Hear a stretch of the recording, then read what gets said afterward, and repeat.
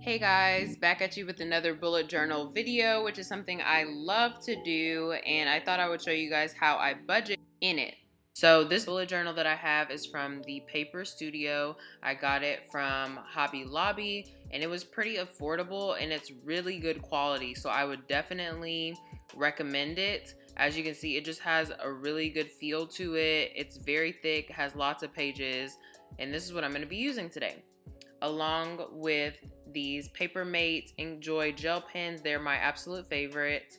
These Crazy Art colored markers that I'll be using to highlight, and these Jelly Roll pens that I will also be using just to kind of add some more detail. So as I am outlining my base to my template here, I'm going to just explain to you guys how I do my bi-weekly budget. I do get paid bi-weekly, which means every 2 weeks I get a paycheck. I also get a paycheck monthly from YouTube, but I usually don't use that in my budget. I usually just put it aside for either savings or I put it directly back into my business. So I do a paycheck budgeting system, which is every paycheck I budget for my monthly bills as well as my bi-weekly expenses that I will have for those weeks. So here you see me just making my budget tracker template. I'm using my pen here just to go back and put tracker in between. I tend to really just like this format and use it every single month. So as you can see, I do have a monthly budget that I set up, but that's just so that I can keep track of my bills. I tend to do a paycheck budgeting system with my actual money. So I kind of do a take on the 50-30-20 rule, and I made mine 40-30-20-10 so that I could have 10% for my tithes, 40% for my bills, 30% for spending, and 20% for saving.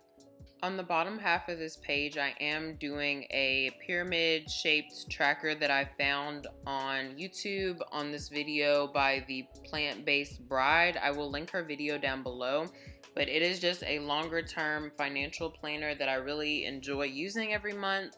So I have my emergency fund, my medium term savings, investments, and my long-term investments. Emergency fund, I like to keep about 3 months of my monthly expenses. I'm trying to work my way up to 6 months. Obviously I have an account buffer at the top, and then I just have my investments that I list at the bottom. Over here on the right side of the page, I like to do a kind of daily tracker. I don't usually use this all the time, but it's just a good visual for how much I'm spending every single day versus the amount of income that I'm actually receiving. I'm sorry the lighting's really bad in this clip. It'll get better in the next one. So this is my financial tracker that I do every month. I do some weekly and daily things, as you can see, but now I'm going to start filling it in now that I've gotten paid. So here I'm going to start with my bills up on the top left where it says 40%. I just got paid today, which is the 6th, so I'm trying to make this green over here. There we go. Okay, so I just got paid today on the 6th. So I'm just going to show that I got income there.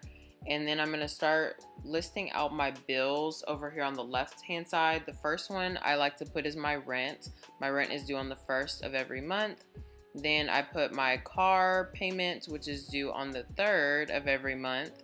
And I'm just going to list how much I pay for each one. My rent is $1,200 and my car note is about $204. Looking back to see. Okay, and then I have my car and my renter's insurance that I have to pay on the 3rd as well, my phone bill on the 11th, and my utilities, which I think is due on the 17th. If you guys are enjoying the video so far, go ahead and press the subscribe button, become part of the brigade. You'll love the videos that we have on this channel, and we have such a great community. So I'm just gonna signify here a little bit bigger that I did get paid today. That is a big paycheck for me. So I'm just gonna go ahead and put my income over there, and I'm going to start putting how much I'm going to allot for each category. I talked about it a little bit earlier, but my 30% goes towards just spending whatever I need it for.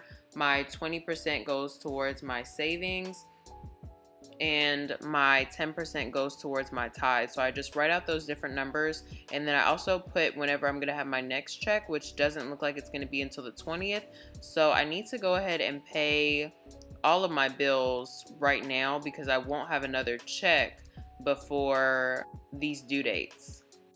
Now here I'm actually going through and paying my bills, so I'm speeding it up a little bit, but I already paid my rent in my car, then I paid my insurance just now, and then I'm going to pay my utilities. My phone will automatically come out of my account, so I don't necessarily have to pay for that right at this moment. I get a little discount for having it automatic withdrawal, so that's why I just go ahead and do that with Sprint. And then here I'm just writing down that I want to have a $100 savings account buffer or checking account buffer. I am not going to write down how much I have in my emergency fund, my medium-term investments, and long-term investments on camera, but just know that I do save pretty regularly and pretty aggressively.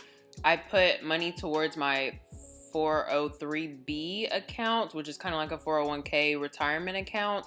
I have a good amount in my emergency fund, up to I think about 4 or 5 months I have saved now. And if you guys are not really good with saving or putting money aside yourself, you can use this app called Digit that I tend to use as well. It is a really good app if you don't put money aside very well. Like I said, it puts money aside for you. So you just go onto here and set up your goals. Like I have a goal to get a new car right now, and I have already saved $1,113 towards it. As you can see, it just takes out little amounts like the $234 and the $446, like every couple of days, just to get you closer to your goal. So you don't even have to think about it, it's already doing it. I also want to get a new iPad just to reinvest towards my business. As I told you guys before, I have $300 about saved towards that. And you can also set up for a rainy day account.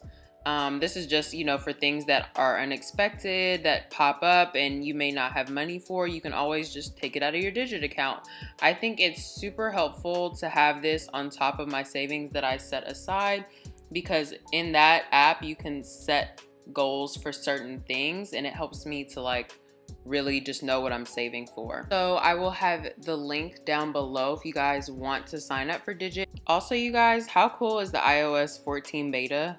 It's so cool. It has these little smart stack and the little battery widget and just all types of new stuff.